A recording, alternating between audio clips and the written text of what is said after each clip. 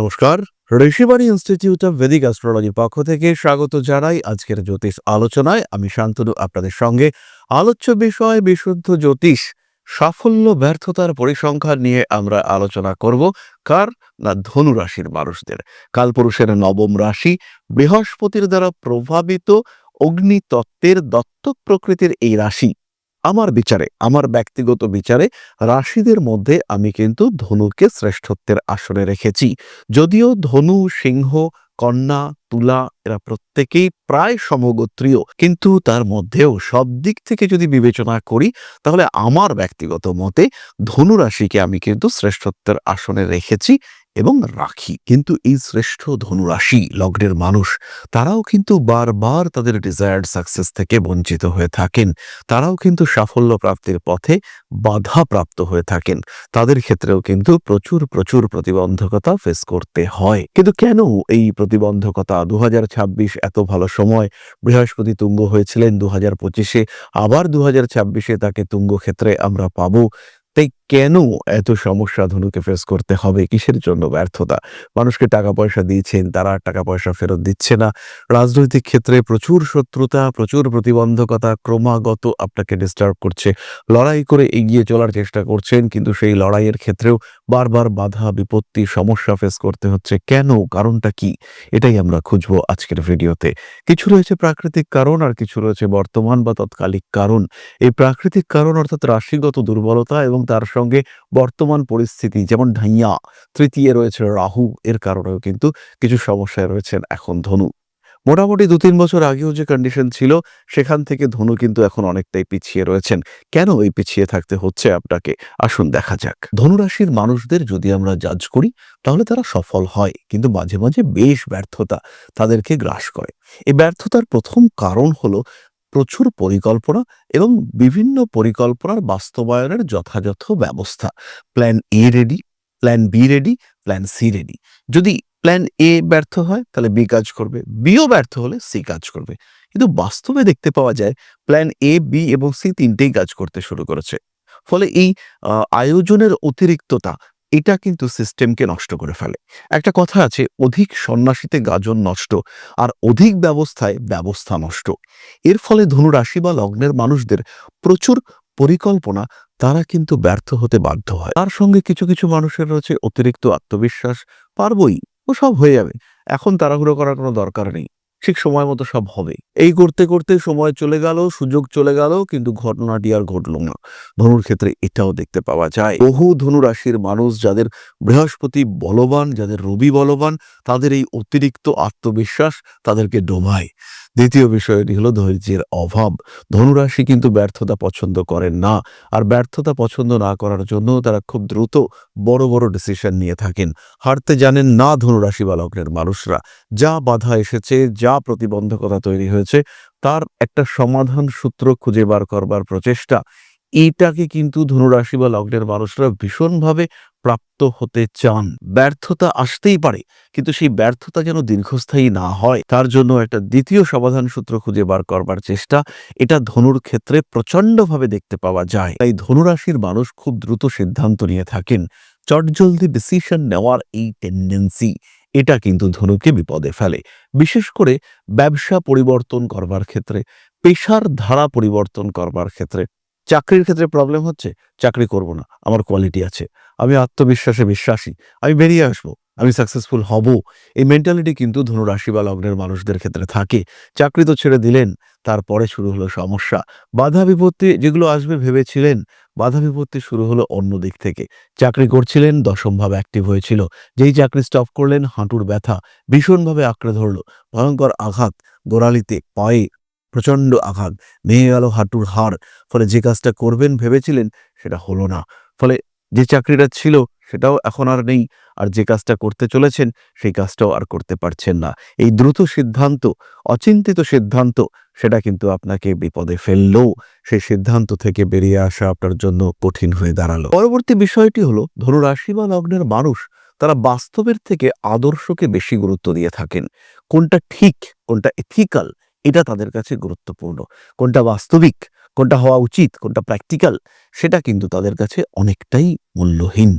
এই ক্ষেত্রেও ধনুরাশি বা লগ্নের মানুষ তারা কিন্তু বহু ক্ষেত্রে বেশ কিছু সময় ব্যর্থ হয়ে থাকেন এবং বিভিন্ন দিকে তাদের এই ব্যর্থতা দেখতে পাওয়া যায়। আর তার সঙ্গে সঙ্গে আরো একটি সমস্যা দেখতে পাওয়া যায়, এরা বিভিন্ন জায়গা থেকে জ্ঞান আহরণ করেন এবং সেই জ্ঞানের প্র্যাকটিক্যাল ইমপ্লিমেন্টেশন এটাকে উপলব্ধি না করেই সেটাকে প্রয়োগ করার চেষ্টা করেন। একটা এক্সাম্পল দিই, বেড়াতে যাচ্ছেন কোনো একটা জায়গায়, ধরে নেওয়া যাক কেদারনাথ বেড়াতে যাচ্ছেন ধনুরাশি বা লগ্নের মানুষ। তাদের কাছে একটা রুট ম্যাপ আছে, তাদের কাছে একটা পরিকল্পনা আছে। হঠাৎ শুনতে পেলেন একটা জায়গায় ধস নেবে, রাস্তা বন্ধ হয়েছে। এরপরে ওখানে দাঁড়িয়ে যে বাস্তব সিদ্ধান্ত নিতে হবে, সেই সময় গাড়ি বদলাতে হবে বা হোটেল বদলাতে হবে, সেটা কিন্তু ধনু আর করতে চাইলেন না। তিনি ভাবলেন এখানে অপেক্ষা করাটা উচিত, বা যে হোটেলে আমার যাওয়ার কথা সেই হোটেলটা খারাপ দেখতে পাচ্ছি, কিন্তু পরিবর্তন করব না, ওখানেই থাকবো। কষ্ট হবে, কিন্তু সেই কষ্ট হলেও সেই কষ্টময় পরিস্থিতিটাকেই অ্যাকসেপ্ট করব। এটা আমরা ধনুর ক্ষেত্রে দেখতে পাই বারবার। পরিবর্তনশীলতা পছন্দ করেন না ধনুরাশি বা লগ্নের মানুষরা। যে সিস্টেম তিনি ডিজাইন করেছেন একবার, সেই ডিজাইন সিস্টেম থেকে নিজেকে সরিয়ে নিয়ে আসা, এটা কিন্তু তার অপছন্দ। প্ল্যান এ ফেল করলে প্ল্যান বি তো থাকবে, কিন্তু মূল লক্ষ্য বা মূল ক্ষেত্র সেটা যেন কোনোভাবেই পরিবর্তিত না হয়। এই আসক্তি বা এই আকর্ষণ এটা ধনুকে বারবার সমস্যার মধ্যে ফেলে। ফলে ধনুরাশি বা লগ্নের মানুষদের সাফল্যের যেমন বহু কারণ রয়েছে, ব্যর্থতারও কিন্তু বহু কারণ রয়েছে। আরেকটি বিষয়, ধনু একটি অদ্ভুত রাশি। ধনুর অধিপতি বৃহস্পতি, তিনি তুঙ্গ হবেন, ধনু সবচেয়ে বেশি বলবত্তা পাবে। কিন্তু কোথায় তুঙ্গ হচ্ছে? এর অষ্টমে, যে ভাবের সঙ্গে উন্নতি সূচক ভাবগুলির সম্পর্ক অনেকটাই কম। দশমে তুঙ্গ হতে পারত, একাদশে তুঙ্গ হতে পারত, অসাধারণ রেজাল্ট। কিন্তু তুঙ্গ হচ্ছে কোথায়? না অষ্টমে। তাই ধনু তার পূর্ণ ক্ষমতার ব্যবহার এটা করতে পারেন না। তার এই পূর্ণ ক্ষমতার ব্যবহারের ক্ষেত্রে বারবার বাধা আসে। তিনি যখন তার পূর্ণ শক্তি ব্যবহার করেন, তখন একটা ধ্বংসাত্মক পরিবেশ সৃষ্টি হতে দেখতে পাওয়া যায়, কারণ ঘরটাই তো অষ্টম ঘর। আবার যদি জন্মকুণ্ডলিতে বৃহস্পতি দুর্বল থাকে, তাহলে আত্মবিশ্বাসের অভাব, শরীর স্বাস্থ্য নিয়ে দুশ্চিন্তা, মানুষকে ভরসা করছেন, মানুষ ঠকিয়ে দিচ্ছে। বৃহস্পতি রাহুদৃষ্ট, বারবার ঠকে যাচ্ছেন, প্রতারিত হচ্ছেন, চুরি হচ্ছে আপনার জিনিসপত্র। মানুষকে ভরসা করছেন, সেই মানুষরা আপনাকে ইউজ করতে চাইছে। মানুষের সঙ্গে অ্যাটাচমেন্ট বাড়াতে চাইছেন, কিন্তু বাড়ছে দূরত্ব। এই ঘটনা বারবার আপনাকে ফেস করতে হচ্ছে। দূরত্ব বাড়ছে, প্রতিবন্ধকতা বাড়ছে, বাড়ছে অস্বস্তি, বাড়ছে অশান্তি। ধনু তার নির্দেশিত সাফল্য থেকে পিছিয়ে আসতে বাধ্য হচ্ছেন। আবার জন্মকুণ্ডলিতে রবি দুর্বল হয়ে রয়েছে, আত্মবিশ্বাস কম। রবি বলবান হয়ে রয়েছে, প্রচন্ড অহংকার, প্রচন্ড ইগো, ঝুঁকতে পারছেন না। যে ঘটনাটা ঘটছে মানতে পারছেন না, প্রতিবাদ করছেন, পিছিয়ে আসতে হচ্ছে। মারাত্মক ইগো প্রবলেম, ফ্যামিলিতে ডিস্টারবেন্স তৈরি হয়ে যাচ্ছে। এই সমস্যাগুলো কিন্তু ধনুর ক্ষেত্রে দেখতে পাওয়া যায় এবং ভীষণভাবেই দেখতে পাওয়া যায়। সুতরাং ধনুরাশি বা লগ্নের মানুষজন, তাদের কিন্তু একটু নিয়ন্ত্রিত পথে হাঁটতে হবে। বাধা বিপত্তি সমস্যা আসবে, কিন্তু তার মধ্যেও নিজের অস্তিত্বটাকে সার্বজনীন করে তোলার চেষ্টা এটা ধনুকে করতে হবে। পড়াশুনো করুন, পরিকল্পনা করুন, আশেপাশে দেখুন মানুষ কি করছে, অর্থোডক্স বিহেভিয়ার থেকে বেরিয়ে আসুন। নিজের পরিকল্পনা, নিজের বাস্তব জীবন দর্শন এগুলো পরিবর্তন করতে হবে বা হতে পারে, এই বিষয়ে স্পষ্ট ধারণা রাখুন। কাজকর্ম সঠিকভাবে করুন, সঠিক পরিকল্পনা গ্রহণ করুন, মানুষকে ভরসা করুন বুঝে। মানুষের ইতিহাস, আপনার সঙ্গে সম্পর্ক, এগুলো সম্পর্কে একটু স্পষ্টীকরণ থাকা দরকার। তাহলেই কিন্তু সমস্যা থেকে ধনু নিজেকে মুক্ত রাখতে পারবেন। তাহলে এবার আমরা চলে আসব আলোচনার পরবর্তী পর্যায়ে, অর্থাৎ আপনাদের প্রশ্নে জ্যোতিষের উত্তর। আশা করি পরম পিতার আশীর্বাদে সবাই খুব ভালো আছেন। জীবনে চলার পথে বিভিন্ন সময় বিভিন্ন ক্ষেত্রে আমরা প্রত্যেকেই কিছু না কিছু জনহিতকর কার্য করে থাকি। রাস্তায় যদি একজন মানুষ এসে আমাদের কাছে সাহায্য চায়, আমরা যতটুকু সম্ভব তাকে সাহায্য করবার চেষ্টা করি। কখনো কিছু অর্থের বিনিময়ে, কখনো তাকে কিছু খাদ্য সামগ্রী কিনে দিয়ে, কখনো গাছের জল দিয়ে, কখনো পাড়ার রাস্তার কুকুরটিকে খেতে দিয়ে আমরা সমাজের উন্নতি করবার চেষ্টা করি।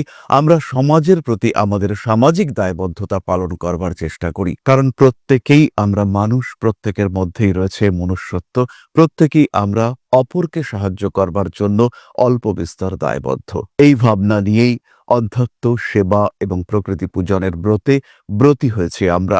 আপনাদের সহযোগিতায় গঠন হয়েছে পরম ব্রহ্ম মিলন মঠ ও সেবাশ্রম। দীর্ঘদিন ধরেই, প্রায় বিগত 3 বছর ধরে বিভিন্ন সময়ে, বিভিন্ন অবস্থায়, বিভিন্ন পরিস্থিতিতে মানুষের পাশে গিয়ে আমরা দাঁড়িয়েছি। মানুষের পাশে যতটা সম্ভব সাহায্য করবার চেষ্টা আমরা করেছি আমাদের ক্ষুদ্র সামর্থ্যে। বারংবার আমরা পেয়েছি আপনাদের সাহচর্য, বারংবার আপনারা বাড়িয়ে দিয়েছেন আপনাদের সহযোগিতার হাত। তাই আরও একবার আপনাদের সামনে আজ আমি আবার এসেছি পরবর্তী কর্মসূচিকে বাস্তবায়িত করবার জন্য। বিগত দিনগুলিতে বিভিন্ন সময়ে আমরা বিভিন্ন ক্ষেত্রে ডোনেশন কর্মসূচি করেছি। আমরা শীতকালে কম্বল বিতরণ করেছি, মোজা চটি বিতরণ করেছি, মশারি বিতরণ করেছি ডেঙ্গুর সময়, করোনার সময় খাদ্য সামগ্রী বিতরণ করেছি আমরা। তার সঙ্গে সঙ্গে ছোট ছোট শিশুদের পড়াশুনো এগিয়ে যাওয়ার জন্য সারা বছরের সমস্ত শিক্ষা উপকরণ আমরা বিতরণ করেছি। তাদের সঙ্গে আমরা সময় কাটিয়েছি। এদের শিক্ষার ক্ষেত্রে যাতে ডেভেলপমেন্ট হয়, তাই বেশ কিছু এলাকায় আমরা সম্পূর্ণ বিনামূল্য কোচিং সেন্টার পরিচালনা করছি। এবং বিশেষ বিষয়টি হলো যে প্রত্যেকটি ক্ষেত্রেই আপনারা কিন্তু প্রত্যক্ষ বা পরোক্ষভাবে আমাদের সঙ্গে আছেন। এই কর্মসূচিগুলিকে সঠিকভাবে এগিয়ে নিয়ে যাওয়ার জন্য এবার প্রয়োজন হয়ে পড়েছে একটি পরিকাঠামো, একটি সুগঠিত আশ্রমের, যেখানে বেশ কিছু মানুষ আশ্রয় পাবে, যেখানে বেশ কিছু বৃদ্ধ বৃদ্ধা তাদের দিনগুলিকে আরেকটু খুশির মধ্যে নিয়ে আসতে পারবেন, যেখানে বেশ কিছু অসহায় শিশু তাদের অভিভাবক খুঁজে পাবে, যেখানে বেশ কিছু নিষ্পাপ প্রাণ বিকশিত হওয়ার সুযোগ পাবে, যেখানে বেশ কিছু নিষ্পাপ প্রাণী তারা তাদের আশ্রয় খুঁজে পাবে। এই আশ্রম পরিকল্পনার জন্য, তার পরিকাঠামো নির্মাণের জন্য আমরা একটি জায়গা সিলেক্ট করেছি। সেই জায়গাটি ক্রয় করবার জন্য প্রয়োজন বিপুল অর্থের, যেটি কেবলমাত্র আমাদের প্রচেষ্টায় সংগ্রহ করা অসম্ভব। তাই আপনাদের প্রত্যেকের কাছে ছোট্ট অনুরোধ, প্রত্যেকেই অল্প অল্প করে এগিয়ে আসুন। প্রত্যেকের বিন্দু বিন্দু অনুদানে একদিন সিন্ধু স্বরূপ গড়ে উঠবে পরম ব্রহ্ম মিলন মঠ ও সেবাশ্রম। আমাদের প্রত্যেকের স্বপ্ন সমাজের জন্য কিছু করে যাওয়ার, সমাজকে উন্নততর পর্যায়ে নিয়ে যাওয়ার এই যে প্রচেষ্টা, এই যে ইচ্ছে, এই যে উদ্যম, এই উৎসাহ বাস্তবায়িত হবে আপনাদের সহযোগিতার মাধ্যমে। তাই আপনাদের প্রত্যেকের কাছে স্বনির্বন্ধ অনুরোধ, যতটুকু সম্ভব, যতটুকু সামর্থ্য, হতেই পারে অতি ক্ষুদ্র সেই সামর্থ্য, কিন্তু এসে পাশে দাঁড়ান। ইতিমধ্যেই বহু মানুষ তাদের যথাসম্ভব সাহায্যের হাত আমাদের দিকে বাড়িয়েছেন। আমরা তাদের প্রতি কৃতজ্ঞ। আমাদের আন্তরিক ধন্যবাদ আমরা জানাই তাদের প্রতি। এবং আপনাদের কাছেও আমাদের অনুরোধ, আপনারাও একটু একটু করে এগিয়ে আসুন। সবাই যদি অল্প অল্প করে এগিয়ে আসি, তাহলেই কিন্তু বিরাট কোনো স্বপ্ন বাস্তবায়িত হতে পারবে। সকলেই যদি অল্প অল্প করে এগিয়ে আসি, তাহলেই কিন্তু বিরাট এই মহান কর্ম বাস্তবায়িত হতে পারবে।